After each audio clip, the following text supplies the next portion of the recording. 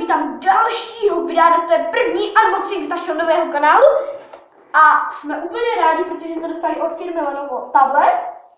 Super. A od firmy Genius nový joystick. A od firmy Philips jsme dostali novou televizi. Tu jsme tady sice nemohli přinést, protože už je v našem, jak by se to dalo říct, v druhém studiu.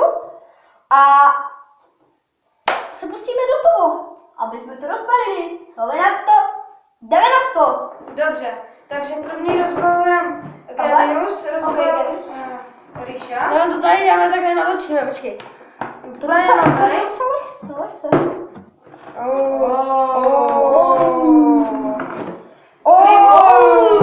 Prima dobrého skilla. Prima hodně dobrýho skilla na FIFU. To můžeme na tom, to můžeme na Xboxu. No, na FIFA, takhle.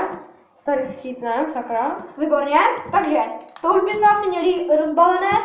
Určitě nám napište. Můžete tady vidět, jak jsou strunové položky, úplně vzácné. Tady vidíte, že joystick se skoro vůbec ani neseká.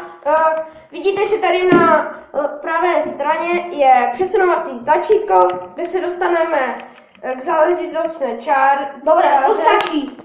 Přejdeme k další věci. A teď tady máme tablet. Tohle schováme. Viděli jsme, tady to jsou prostě a tady máme tablet, ale on je trošku umatlaný. Jak můžete asi vidět, má tu tablet Lenovo. On tam totiž asi neměl, jo, je krásně bílý, ta barva se mi moc líbí. A podíváme se, tady máme dvě takové příhradky. To je na SD kartu a tady máme zvučný tlačítka. Aha, jo. A jdeme na zapínání, vypínání. Takže to by bylo asi z dnešního unboxingu všechno. Tak my se s vámi loučíme